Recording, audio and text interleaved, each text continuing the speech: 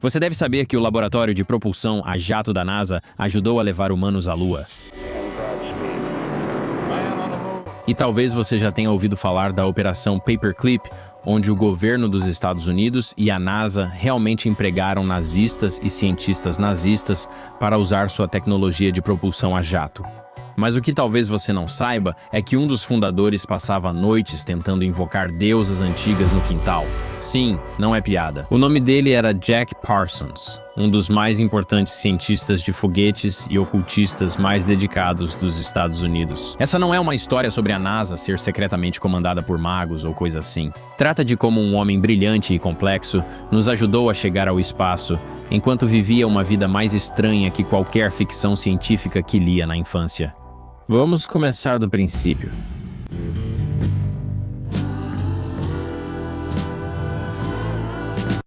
E aí, pessoal, bem-vindos de volta. Meu nome é Camp Gagnon. Obrigado por se juntar a mim na minha tenda, onde toda semana exploramos figuras históricas e eventos fascinantes que moldaram o mundo de hoje.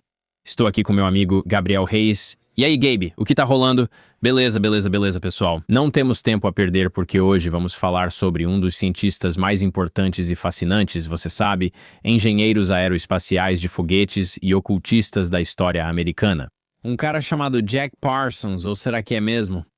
Vamos começar do começo, tudo bem, com um cavalheiro chamado Marvel Whiteside Parsons. Ele nasceu em 1914 em Los Angeles, e esse garoto cresceria para ajudar a colocar humanos na Lua. Como veremos, seus experimentos de infância foram só o início, pois a mesma curiosidade o ajudou a inventar o combustível de foguete que impulsionou o programa espacial americano. A vida de Jack era bagunçada antes dele andar. Seus pais tiveram um romance turbulento de Hollywood que acabou rapidamente. O pai dele, Marvel Sr., era supostamente um vendedor de acessórios para carros muito carismático, mas tinha um sério problema em se controlar com as mulheres. Se é que você me entende, a mãe de Jack, Ruth, descobriu que o marido se envolvia com uma prostituta local, divorciou-se dele, cortou o contato e decidiu nunca mais ouvir seu nome. Isso fez com que o bebê Marvel passasse a se chamar John, de repente, embora todos o chamassem de Jack. Ruth, sua mãe, voltou a morar com os pais ricos na Orange Grove Avenue, em Pasadena, uma rua tão chique que era chamada de Millionaire's Row, basicamente a Beverly Hills do início dos anos 1900.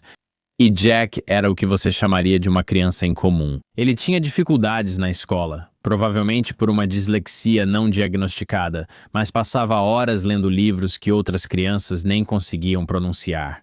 Enquanto as outras crianças brincavam com caminhõezinhos, Jack estava lendo Júlio Verne, sabe, aquele livro famoso, Da Terra à Lua, e devorando todas as edições de Amazing Stories. Isso era como uma revista pulp de ficção científica que, sabe, custava 25 centavos e basicamente teleportava qualquer criança para uma aventura em um planeta distante. Mas aqui está o que é importante entender. Em 1920, certo, falar sobre foguetes indo para o espaço era como, sei lá, eu falar que Game of Thrones é real. Os irmãos Wright tinham acabado de voar seu primeiro avião em 1903, apenas 10 anos antes do pequeno bebê Jack nascer. E a maioria dos cientistas achava que viajar para o espaço era só fantasia, né? Talvez acontecesse em 1000 anos. Mas Jack lia essas revistas e não via fantasia. Ele via projetos. Quando Jack tinha 13 anos, conheceu Edward Foreman, e essa amizade mudaria a vida de ambos. Foreman era 2 anos mais velho e muito protetor, pois Jack sofria bullying com frequência. Eles se aproximaram por algo que muitos pais achariam assustador. Os dois queriam construir foguetes. O laboratório deles era o quintal de Jack, na Millionaire's Row. Então, imagine isso. 2 adolescentes estão misturando pólvora de bombinhas com papel alumínio ou qualquer produto químico doméstico que conseguissem encontrar e depois tentando lançar essas engenhocas para o céu. Os resultados foram, você sabe, mais ou menos o que você esperaria. O gramado da família Parsons parecia uma zona de guerra, deixando a mãe furiosa. A mãe de Jack o mandou para a Brown Military Academy, provavelmente esperando que um pouco de disciplina ou uma forte figura paterna na vida dele ajudasse a endireitar seu filho obcecado por explosivos. Mas Jack levou os experimentos consigo. Uma história diz que, enquanto estava na escola, ele decidiu testar algumas de suas misturas químicas no banheiro da escola. E a explosão foi tão poderosa que basicamente destruiu os banheiros e fez com que Jack fosse expulso permanentemente. O relatório da escola militar não diz especificamente sobre explosivos em um banheiro, mas menciona má conduta envolvendo explosivos. A mãe dele ficou mortificada. Ruth, quero dizer, ficou muito irritada. Mas Jack acabara de descobrir um talento: fazer coisas explodirem. Isso lhe garantiu um emprego aos 18 anos na Hercules Powder Company, em Los Angeles. Enquanto muitos adolescentes pensavam em faculdade, dirigir ou se apaixonar, Jack já trabalhava com explosivos industriais e adquiria experiência prática com produtos químicos perigosos. Seus colegas de trabalho provavelmente achavam que ele era maluco, mas não podiam contestar seus resultados. O garoto tinha um entendimento notável de como compostos diferentes se comportavam ao serem misturados. Então, em 1929, a Bolsa de Valores quebra e o avô de Jack morre. E, de repente, a fortuna da família basicamente desaparece. Jack deixou o Pasadena Junior College e começou a trabalhar em tempo integral para ajudar a mãe. A maioria consideraria o fim dos sonhos científicos, mas Jack continuou experimentando em seu tempo livre.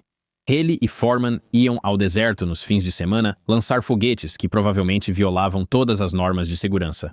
Em 1934, esses dois entusiastas autodidatas de foguetes enfrentavam um problema. Eles já haviam aprendido tudo pelo método de tentativa e erro, mas precisavam de conhecimento científico para avançar. Então, tomaram uma atitude corajosa. Eles buscaram Frank Molina, estudante de pós-graduação do Caltech, que pesquisava propulsão de foguetes no meio acadêmico. Molina afirmou que se impressionou com o entusiasmo e o conhecimento prático deles, apesar dos métodos pouco ortodoxos. Dois caras sem formação em química ou engenharia conseguiram construir foguetes funcionais no quintal de casa. Quando Molina aceitou trabalhar com eles, formaram o que ficou conhecido como Esquadrão Suicida, apelido que era levado a sério. Seus experimentos eram tão perigosos que cientistas do Caltech reclamavam do barulho, fumaça e danos aos prédios. Mas Theodore von Karman, um dos aerodinamicistas mais respeitados do mundo, viu algo especial nesses garotos malucos e deu apoio oficial a eles. Então, Jack Parsons tinha 20 anos, ele não tinha diploma universitário e trabalhava com explosivos que poderiam matá-lo, mesmo se cometesse o menor erro. Ele estava prestes a ajudar a inventar a tecnologia que eventualmente levaria seres humanos à Lua. Sim, o garoto estranho que explodia coisas nos banheiros da escola militar estava virando cientista de foguetes e estava só começando. O que Jack ainda não sabia era que sua curiosidade sobre o universo o levaria por um caminho diferente. Então, em 1936, o Esquadrão Suicida tinha outro problema sério. Eles continuavam explodindo coisas no campus e os outros professores estavam ficando realmente cansados do barulho. Então eles mudaram a operação para um canyon remoto onde as explosões não incomodariam ninguém, o Arroio Seco Canyon. Esse canyon fica atrás do Caltech, mas suas paredes rochosas serviam de barreira suficiente para não afetar a escola. Eles montaram o laboratório em galpões de ferro sem ventilação, antigos e nada glamurosos, mas eram deles. E aí, pessoal? Então, enquanto Jack estava ocupado inventando a tecnologia que levaria os humanos à Lua, ele também estava descobrindo algo que mudaria sua vida para sempre, uma religião que a maioria das pessoas achava talvez ainda mais estranha do que sua obsessão por foguetes. Vamos falar dos foguetes, pois foi aí que o talento de Jack se destacou. Qualquer um faz algo explodir, me dá um rojão e você vai ver. Mas fazer algo explodir do jeito certo, na hora certa, com a força certa, aí é que as coisas ficam complicadas. Jack novamente demonstrava uma habilidade impressionante de misturar produtos químicos e proporções improváveis que, de algum modo, funcionavam. Ele misturava pós e líquidos, criando um combustível forte para lançar um foguete, mas controlado para não explodir em seu rosto. Os colegas o observavam trabalhar como se fosse mágica, pois muitas vezes não entendiam como ele sabia que certas combinações dariam certo. A grande descoberta ocorreu em 1939, quando a Academia Nacional de Ciências resolveu financiar o grupo do Canyon para desenvolver o JADO, decolagem assistida por jato. A ideia era simples: acoplar foguetes a aviões militares pesados para acelerar a decolagem. A execução, no entanto, não era simples. Veja o objetivo deles. Aviões militares, cheios de bombas e combustível, são pesados demais para decolar de pistas curtas como em porta-aviões. É apenas uma pista de decolagem muito curta, mas você precisa fazê-los decolar, só que eles são pesados demais. Com um impulso de foguete de alguns segundos, você os colocaria no ar em quase qualquer lugar. O segredo era desenvolver combustível de foguete que desse grande empuxo, queimasse de forma estável e não explodisse sem intenção. Então, a formulação de combustível sólido de Jack, que eles chamaram de Gaussite 27, ou seja, eles já tinham tentado outras 26 versões, que todas explodiram. Era exatamente o que os militares precisavam: nitrato de amônio, amido de milho e outros compostos unidos com cola e papel mata-borrão. Era rudimentar e simples, mas acertar a química exige um entendimento que normalmente só vem com anos de educação formal. Mas Jack simplesmente descobriu como fazer. Então, em 1942, o clube de foguetes do quintal do Jack agora era a própria Aerojet Corporation. Eles estavam construindo motores para as Forças Armadas dos Estados Unidos. Um ano depois, o esforço de pesquisa foi formalizado no Laboratório de Propulsão a Jato, JPL. E se você já assistiu a uma missão da NASA para Marte ou algo parecido, você viu as marcas do JPL em tudo isso. Eles continuam hoje, enviando espaçonaves ao espaço profundo, graças à base criada por Jack e sua equipe. Mas mesmo enquanto Jack se tornava um dos mais importantes cientistas de foguetes dos Estados Unidos, seus colegas começaram a notar alguns hábitos estranhos que ele tinha. Então, antes de cada teste de foguete, Jack recitava um poema chamado Hino a Pan, escrito por um britânico chamado Aleister Crowley. Agora, desde o nosso último episódio, chamaram minha atenção para isso. Muitas pessoas pronunciam como Crowley. Eu sempre disse Crowley, então vou mudar e dizer Crowley durante este episódio, certo? Então ele está recitando esse hino a Pan, e seus colegas de equipe acharam que era só o Jack sendo o excêntrico de sempre. O chefe deles, Theodor von Karman, o chamou de maluco encantador. Todos sabiam que Jack lia livros estranhos e tinha interesses esquisitos. O que eles não perceberam é que Jack não estava apenas recitando poesia, ele estava realizando o que acreditava serem rituais mágicos de verdade, invocando deuses antigos para abençoar seus experimentos. Então, para Jack, não havia contradição entre o método científico rigoroso e as práticas místicas. Para ele, eram só jeitos distintos de entender as forças ocultas do universo. Algumas pessoas dizem que o local escolhido para o JPL também não foi aleatório, mas que Jack queria especificamente que a instalação ficasse perto do que era chamado de Devil's Gate Dam. Não por causa da geografia ou dos comunistas, mas porque ele acreditava que esse local específico era um portal para reinos sobrenaturais. Pode parecer insano, mas está registrado nos escritos pessoais que Jack escolheu esse local pelo significado ocultista. Pense nisso. Um dos locais fundadores do programa espacial americano pode ter sido escolhido em parte porque alguns cientistas de foguetes acreditavam ser um portal para outra dimensão. Seus colegas não sabiam, mas Jack vivia em dois mundos. De dia, ele desenvolvia de forma pioneira a tecnologia que levaria humanos ao espaço. E à noite, ele estudava textos antigos sobre invocação de divindades e realizava rituais destinados a contatar o sobrenatural. Esses dois lados da vida de Jack estavam para colidir e mudar tudo. Em 1939, enquanto tentava convencer militares de que foguetes eram reais, Jack encontrou um livro que mudou sua vida. O livro se chamava Conchs on Pax e foi escrito por um homem que mencionamos anteriormente, Aleister Crowley, um homem que os jornais ingleses já haviam rotulado como o mais perverso do mundo. Crowley havia fundado algo chamado Telema, e isso não era exatamente uma religião, também não era realmente uma filosofia, era algo meio termo entre as duas coisas. Todo o sistema era baseado em um princípio central. Faze o que tu queres, há de ser tudo da lei. Antes que você ache que era só desculpa para fazer o que quisessem, Telema era mais complexo que isso. De acordo com Crowley, todos têm uma verdadeira vontade, que é seu propósito final na vida, livre do condicionamento social e dos desejos impostos pela sociedade. O objetivo não era buscar prazeres momentâneos, mas descobrir o que realmente deveria fazer e se dedicar totalmente a isso. Para Jack, que sempre se sentiu um estranho nesse caminho, essa filosofia fazia total sentido. Então, Jack devorou os escritos de Crowley do mesmo jeito que ele consumia aqueles livros de ficção científica quando era criança. Aqui havia um sistema que levava a magia a sério, quase tanto quanto Jack levava a química, com instruções, procedimentos e resultados mensuráveis. Crowley chamava isso de a ciência e a arte de causar mudanças em conformidade com a vontade, o que para Jack soava basicamente como química ou engenharia. Então, em janeiro de 1939, alguns amigos levaram Jack a um encontro telêmico na igreja de Telema, na Winona Boulevard, em Hollywood. O que ele viu lá provavelmente parecia o culto religioso mais estranho de todos. Chamavam aquilo de missa gnóstica, com pessoas de túnicas, imagens simbólicas de sexualidade e rituais para alcançar o que diziam ser estados superiores de consciência. Então, só imagina isso, certo? Um palco preto e branco com um altar coberto de hieróglifos e inscrições egípcias, velas por toda parte e um caixão em pé coberto com gaze. O líder saía do caixão usando uma capa, e então havia leituras de poesia, cerimônias com espadas e rituais sexuais. Vinho também era consumido junto com um bolo que aparentemente continha sangue menstrual, embora isso possa ter sido mais simbólico. Ninguém sabe ao certo. Era basicamente uma inversão da missa cristã ou católica, o ritual gnóstico deles. Para a maioria, isso seria aterrorizante ou apenas engraçado e absurdo, mas para Jack era fascinante. Ali, pessoas levavam esses mistérios antigos a sério, usando a mesma abordagem sistemática no desenvolvimento espiritual que ele usava nos foguetes. Jack e sua esposa Helen se juntaram oficialmente à loja Agape em 1941. A loja era o ramo da Califórnia da Ordem Mágica de Crowley, chamada Ordo Templi Orientis, ou OTO. Eles não eram ocultistas ocasionais, estudavam textos mágicos, faziam cerimônias e se comunicavam regularmente com praticantes do mundo todo. Então, em 1942, Jack já tinha impressionado tanto a liderança da loja que o próprio Crowley o nomeou como novo líder, substituindo um cara chamado Wilfred Talbot Smith.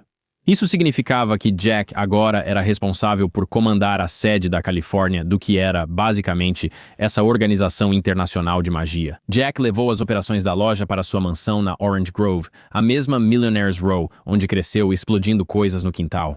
Ele transformou o lugar no que todos chamavam de parsonage, e o lugar se tornou uma das casas mais incomuns de toda a Pasadena. O parsonage era parte laboratório científico, parte templo ocultista e parte pensão para qualquer um interessado o suficiente para chamar a atenção de Jack. Ele alugava quartos para artistas, escritores, músicos e boêmios que não podiam pagar outro lugar naquele bairro chique.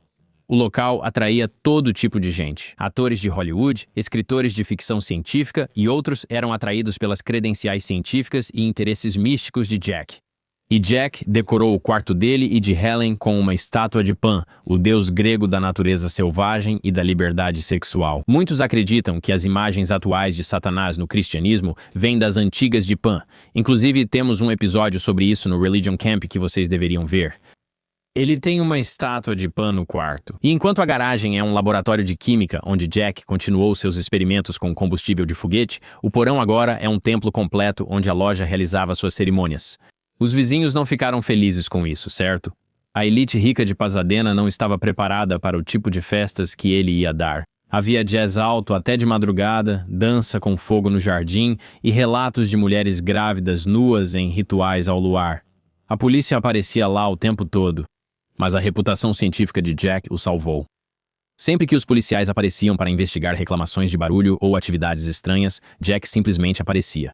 Ele os recebia respeitosamente na porta e citava casualmente seu trabalho no Caltech e a construção de foguetes para as Forças Armadas. Ele explicava que, estava trabalhando nesses projetos vitais e que essas reuniões eram apenas discussões intelectuais entre colegas, e seu charme e credenciais geralmente funcionavam. A polícia aparecia, observava ao redor e via um profissional educado em uma reunião social, decidindo que não havia nada a investigar. Eles não sabiam que o porão escondia um templo completo onde Jack fazia rituais diários para tentar contatar essas entidades.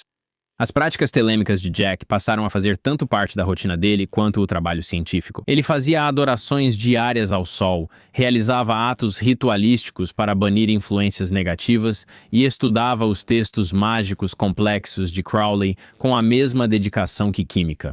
Ele passou a trocar cartas regularmente com Crowley, que vivia na Inglaterra. As cartas de Jack para Crowley eram escritas no estilo formal que Crowley exigia de seus alunos, dirigindo-se a ele como pai muito amado e assinando como teu filho, John.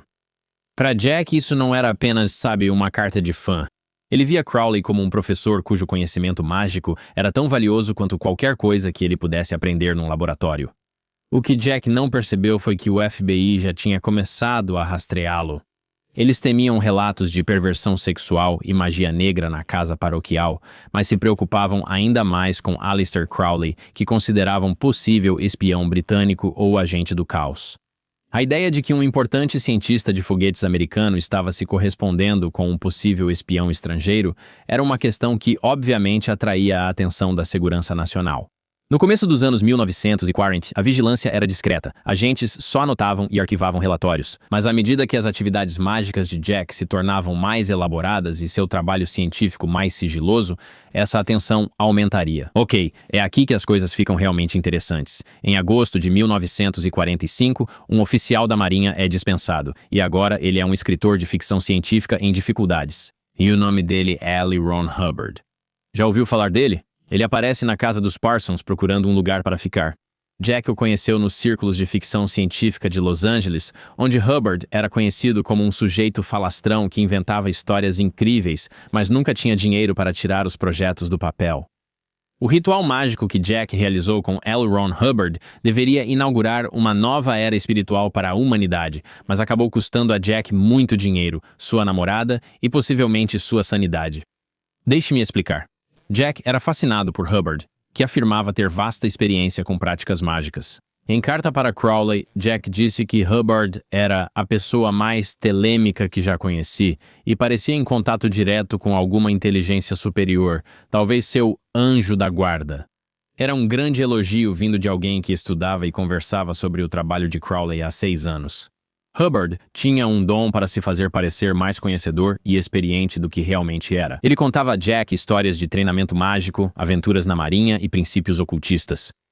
Mas o que Jack não percebia era que Hubbard era meio que um vigarista, que tinha aprendido apenas o suficiente de terminologia ocultista para soar convincente. A casa dos Parsons já era estranha, mas Hubbard a tornava mais intensa. O casamento de Jack e Helen desmoronava. Eles seguiram caminhos distintos, pois Jack estava cada vez mais obcecado pelas práticas telêmicas. Enquanto isso, Sarah, irmã mais nova de Helen, mudou-se para a casa e Jack e Hubbard passaram a se interessar por ela. Helen Parsons foi a primeira esposa de Jack. Após o fim do casamento, Jack começou a namorar Sarah, meia-irmã de Helen, tornando a situação complicada. Quero dizer, esse cara é maluco, né? Isso é uma coisa insana. Você não namora a irmã da sua namorada, sei lá. No final de 1945, Jack estava pronto para tentar algo que vinha planejando há meses. Uma grande operação mágica destinada a encarnar a deusa telêmica Babylon em forma humana. Segundo os ensinamentos de Crowley, Babylon era o princípio feminino divino, a prostituta sagrada que simbolizava sexualidade livre e liberdade espiritual. Jack acreditava que trazer Babylon para a manifestação física inauguraria essa nova era espiritual para a humanidade. Então Jack e Hubbard começaram o que chamaram de Operação Babylon em janeiro de 1946. Os rituais eram baseados na magia enoquiana, um sistema complexo supostamente revelado ao mago John Dee por anjos. Eles criaram um templo mágico elaborado na casa chamada Parsonage, com armas cerimoniais, tábuas mágicas e vários elementos simbólicos organizados. De novo, se você está ouvindo isso e pensa, isso é tão bobo, parece um LARP, ou como se eles estivessem participando de uma feira renascentista, tudo bem, sabe? Isso é razoável. Mas para esses caras, eles realmente acreditavam nisso de verdade. E se você acredita nessas coisas e acha que é possível que as pessoas possam, sabe, entrar em contato com entidades sobrenaturais ou talvez com o próprio Satanás, então isso deveria ser motivo de preocupação. As cerimônias envolviam Jack realizando o que só pode ser descrito como magia sexual, enquanto música clássica tocava ao fundo, especificamente o segundo concerto para violino de Prokofiev. Hubbard atuava como escriba, fazendo anotações e supostamente se comunicando com as entidades no plano astral. A ideia era que a energia sexual de Jack, dirigida por técnicas mágicas, criaria uma abertura espiritual, permitindo que Babylon entrasse no mundo físico. Isso continuou por 11 noites. Quando Jack ficou cada vez mais convencido de que eles estavam alcançando resultados reais, ele relatou fenômenos estranhos na casa, atividade de poltergeist e orbes de luz, vozes desencarnadas e até mudanças climáticas que pareciam responder aos rituais. Após 3 dias de cerimônias intensas, algo aconteceu. Uma artista ruiva chamada Marjorie Cameron apareceu na Parsonage procurando um quarto para alugar. Ela era justamente o tipo de mulher artística e independente que Jack buscava invocar magicamente, não era? Linda, criativa e com a personalidade forte que correspondia às visões de Jack sobre a Babilônia.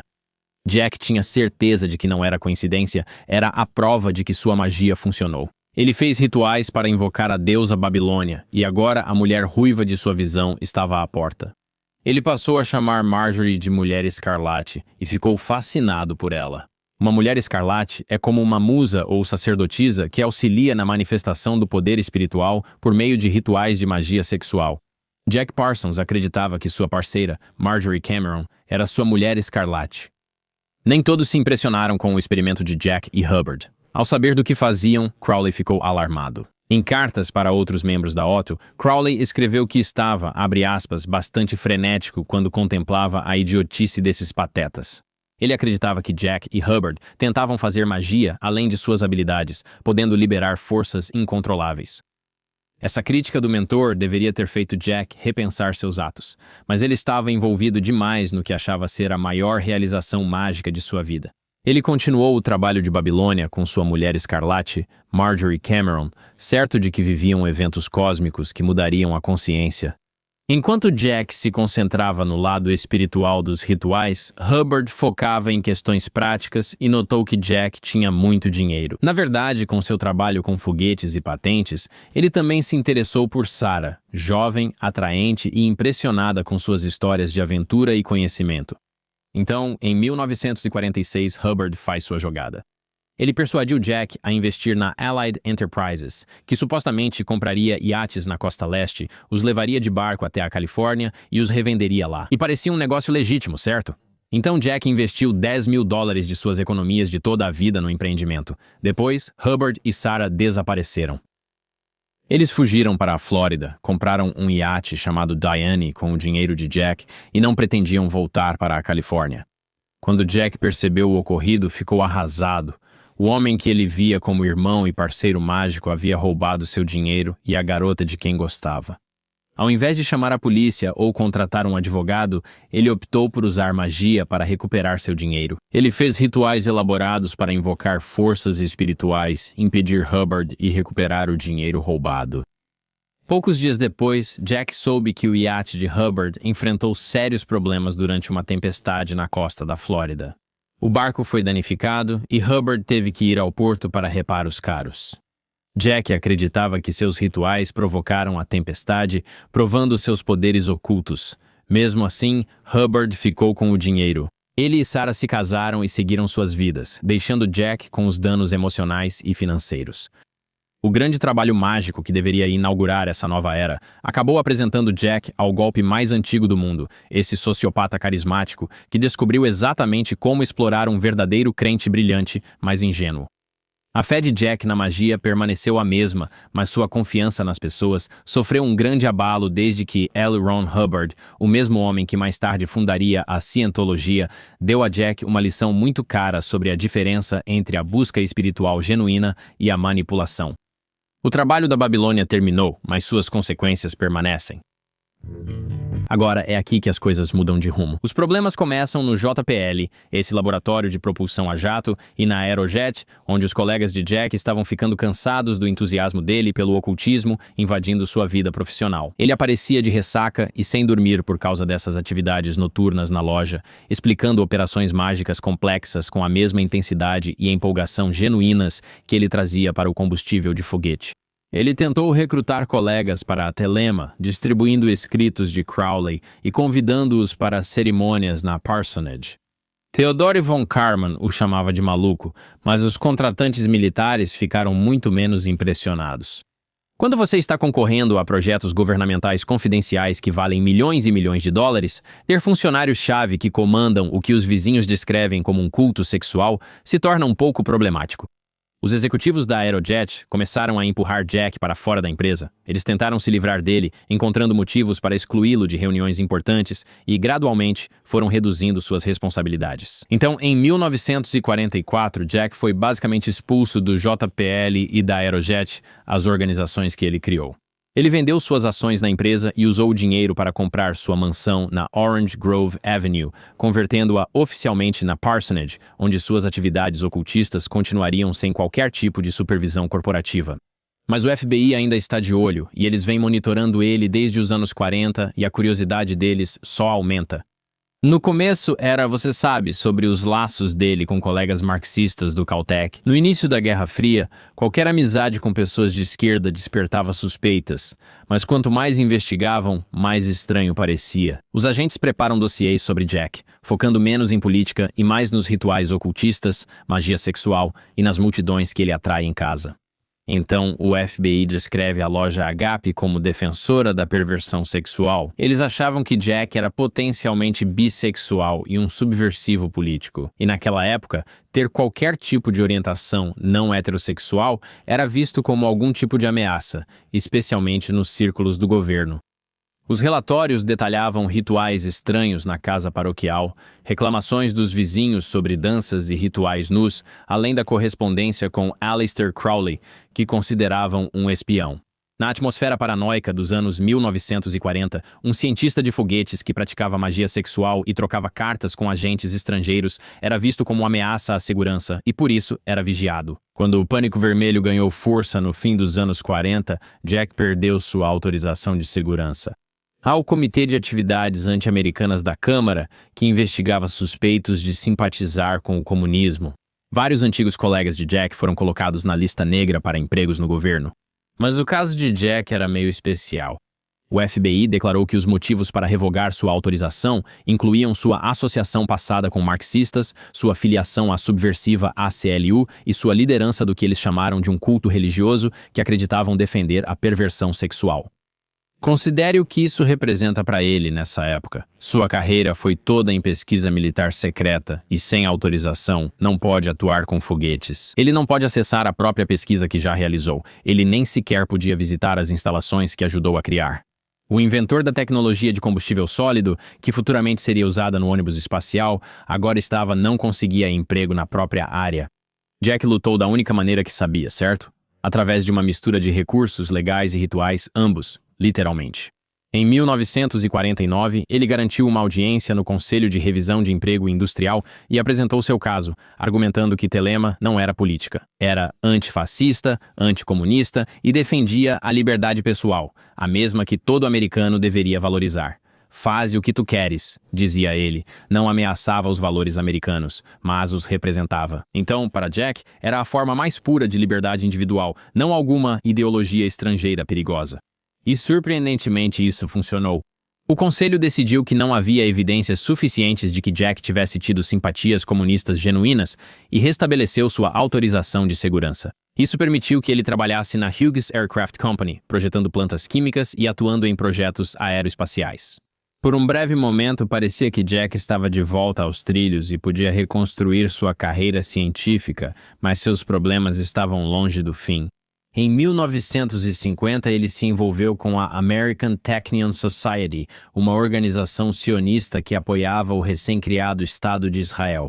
Ofereceram a Jack um emprego no programa de foguetes israelense para ajudar a criar um programa espacial do zero em um país que precisava de tecnologia militar avançada. Jack aceitou o emprego e começou a se preparar para imigrar para Israel.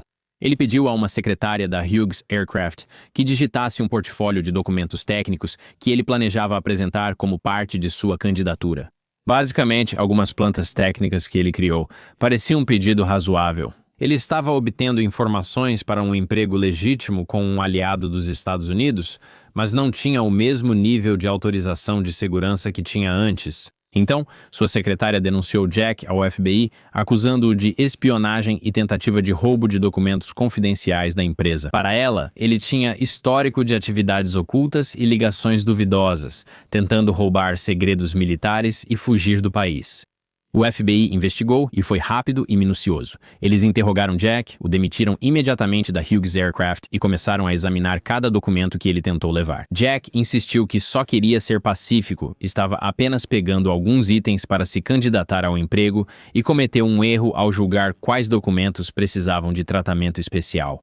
Em outubro de 1951, o procurador dos Estados Unidos concluiu que o relatório de Jack não continha segredos de Estado, então ele não era culpado de espionagem, mas o dano já estava feito. O Conselho de Revisão de Emprego Industrial revogou permanentemente sua autorização de segurança em 52, proibindo-o de trabalhar na indústria de foguetes para sempre. Jack então se viu em uma situação terrível. Aos 37 anos, ele estava desempregado, na lista negra da profissão e ficando sem dinheiro. O homem que ajudou a lançar o programa espacial americano agora abastecia carros e fazia concertos em postos para pagar as contas. Jack acabou conseguindo trabalho criando efeitos pirotécnicos para filmes de Hollywood, o que é uma ironia meio maluca, né? O cientista de foguetes que criou a tecnologia para levar humanos ao espaço agora fazia explosões falsas para filmes de Hollywood. Ele continuava lidando com produtos químicos e explosões, mas agora ajudava atores e diretores a simular explosões em vez de avançar no conhecimento. O FBI seguiu vigiando Jack mesmo após o fim de sua carreira. Arquivos de vigilância mostraram que agentes o monitoraram até 1952, observando suas conversas, deslocamentos e o quanto ele estava realmente ficando sem dinheiro. A desgraça de Jack foi total, mas a história continua. A mesma curiosidade insana que fez dele esse cientista de foguetes e um ocultista dedicado estava prestes a levá-lo a um último experimento fatal. Em junho de 1952, Jack finalmente encontrou uma saída para sua situação. Uma empresa mexicana lhe ofereceu um emprego para estabelecer uma fábrica de explosivos. Então, ele aceitou. Era a chance de usar sua experiência em um país que não ligava para suas atividades ocultistas, arquivos do FBI ou autorização de segurança. Então, ele e Marjorie Cameron, a mulher escarlate, arrumaram as malas e planejavam partir para o México naquela noite. Mas o que aconteceu no laboratório caseiro de Jack em 17 de junho de 1952 continua sendo um mistério até hoje. Jack trabalhava em seu laboratório improvisado na lavanderia, preparando um pedido urgente de pirotecnia para o projeto de filme. Ele precisava finalizar o lote antes de ir ao México, e o dinheiro o ajudaria a começar a nova vida. O laboratório era pequeno, porém organizado, repleto de produtos químicos e equipamentos que fizeram Jack famoso no mundo dos foguetes e notório entre os vizinhos. Então, na casa, a vida seguia normal. Vários inquilinos estavam no andar de cima. O artista Saul Ganci falava ao telefone e a modelo Joanne Price estava em seu quarto.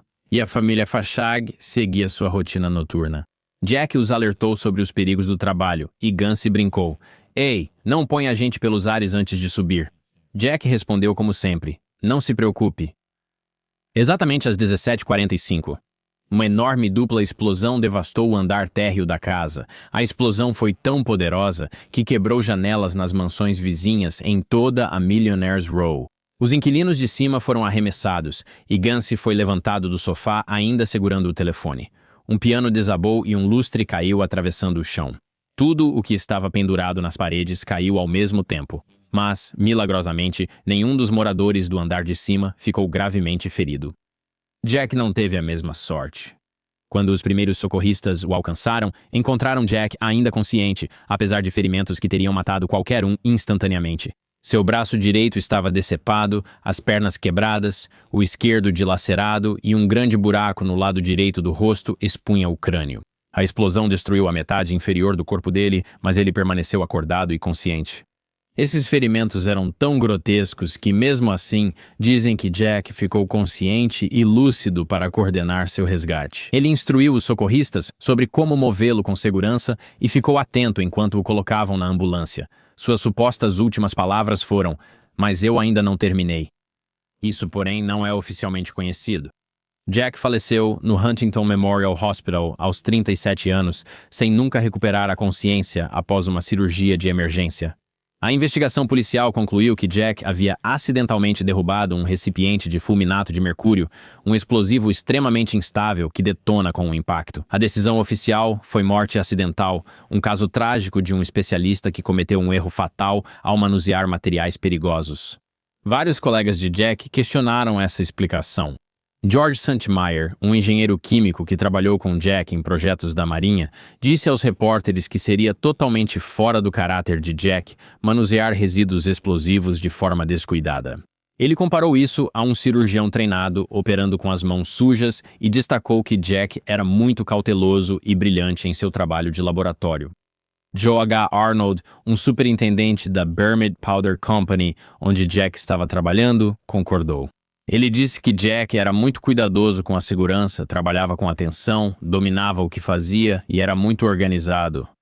Não eram comentários casuais de desconhecidos, mas avaliações de especialistas que o viram lidar com produtos químicos perigosos por anos. As teorias variam de plausíveis a bizarras. Alguns suspeitavam de suicídio, citando problemas financeiros, problemas na carreira e muita turbulência emocional recente de Jack. Outros teorizaram assassinato, com alguns sugerindo que Howard Hughes teria mandado matar Jack em retaliação por roubar documentos da empresa, embora nenhuma evidência jamais tenha sustentado essa alegação. A tragédia foi ainda pior para a mãe de Jack, Ruth. Quando soube da morte dele, ela ficou tão arrasada que cometeu suicídio apenas algumas horas depois. A dupla tragédia tornou a história ainda mais sensacional para a imprensa. Jornais exploraram a morte de Jack, mas destacaram os aspectos mais excêntricos de sua vida, não sua ciência de foguetes. Manchetes como cientista morto, sacerdote de culto de magia negra e coisas como vítima de explosão local ligada a rituais de culto estranho estampavam as primeiras páginas. Repórteres investigaram histórias malucas, festas na casa chamada Parsonage, Babylon Working e cartas para Aleister Crowley, tudo vindo a público. Jack não era um pioneiro das viagens espaciais. Ele era um ocultista excêntrico que se explodiu em uma nuvem de mistério, história e escândalo. A imprensa parecia fascinada pela contradição de um cientista de foguetes que praticava magia, mas tratava isso como uma curiosidade, em vez de tentar entender como Jack havia reconciliado essas coisas aparentemente opostas. Em poucos dias, os repórteres estavam escrevendo sobre perversão sexual, vestes negras, fogo sagrado e necromancia intelectual, todo tipo de coisa maluca. A cobertura foi tão sensacionalista que ofuscou discussões sérias sobre o legado científico de Jack e as reais circunstâncias de sua morte. A reação do establishment científico foi reveladora. Em vez de apoiar um pioneiro ou investigar o caso suspeito, nada fizeram. As atividades ocultistas de Jack acabaram tornando-o um constrangimento, e sua morte proporcionou uma oportunidade conveniente para simplesmente apagá-lo da história oficial. Mais de 70 anos depois, ainda não sabemos o que ocorreu naquele laboratório. A explicação oficial pode estar certa, alguns especialistas também cometem erros fatais. Isso acontece. Mas as dúvidas de quem conhecia Jack e seus métodos de trabalho nunca foram totalmente respondidas. O que sabemos é que Jack Parsons morreu da mesma forma que viveu, cercado de mistério, controvérsia e os tipos de experimentos perigosos que definiram toda a sua carreira.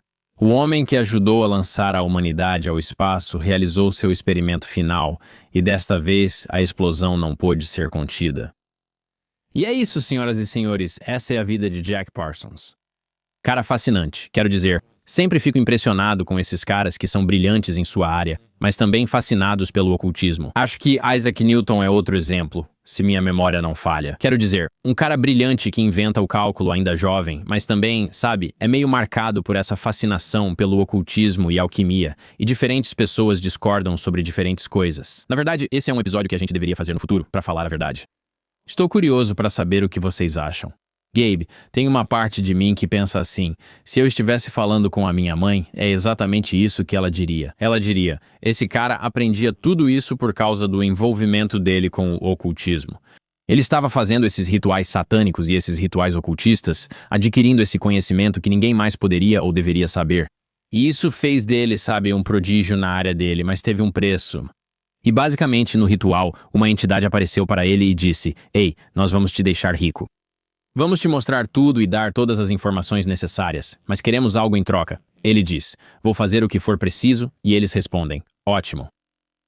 E então, o que acontece? Ele mesmo é destruído, o casamento dele é destruído, as finanças dele ficam destruídas, a carreira dele é destruída. E então ele mata a própria mãe, a mãe solteira que o criou e cuidou dele a vida inteira. Eu não sei, parece um pacto faustiano, se você quer saber, né? Algo como a maçã, né? Um pouco. Espera, como assim? Eles são Adão e Eva? Tipo, vocês vão ser tão sábios, mas isso vai arruinar toda a sua vida? É isso que eu tô dizendo. Não sei. É uma ideia interessante, como minha mãe diria. Pra mim, eu sou menos...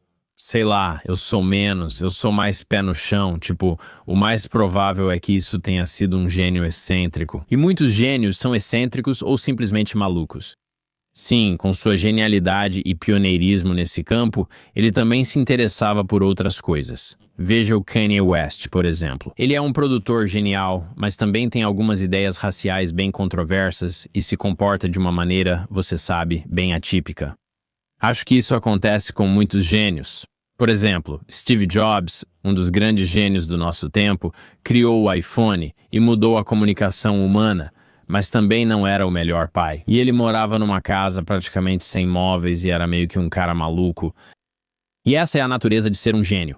Sabe o que quero dizer? Tipo, se você é meio maluco, parabéns, talvez você seja um gênio. E se você é muito arrumado, organizado e certinho, provavelmente não é um gênio. Desculpa. Mas isso é só uma daquelas coisas. Acho que esse é provavelmente o cenário mais provável, mas quem sabe? Talvez ele estivesse se comunicando com entidades sobrenaturais que ofereceram a ele o negócio da vida em troca da própria mãe. O que você acha? É loucura, cara. Você acha que ele estava falando com o diabo? Ah, Com certeza. tudo bem, com certeza. Parecido com uma mãe. É, cara, isso é senterida, mano. Você tem que tomar cuidado com isso. O que acham? Comentem aí embaixo, adoro saber a opinião de vocês e leio tudo. Sejam gentis. No YouTube, Spotify, onde falarem comigo, vou ver. Talvez a gente leia alguns no próximo episódio. Esse foi mais um History Camp. Obrigado por assistirem. Vejo vocês na próxima. E aí, pessoal, aviso rápido. Se você é fã do Camp Gagnon ou do Religion Camp, Tenho uma ótima notícia. Estamos lançando o History Camp.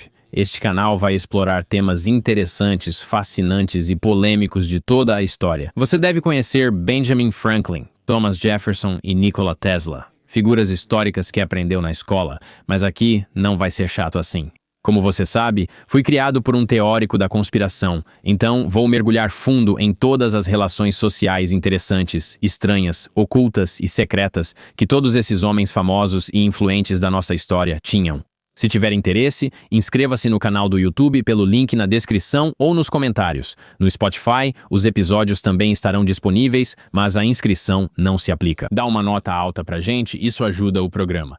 Agora vamos voltar ao assunto.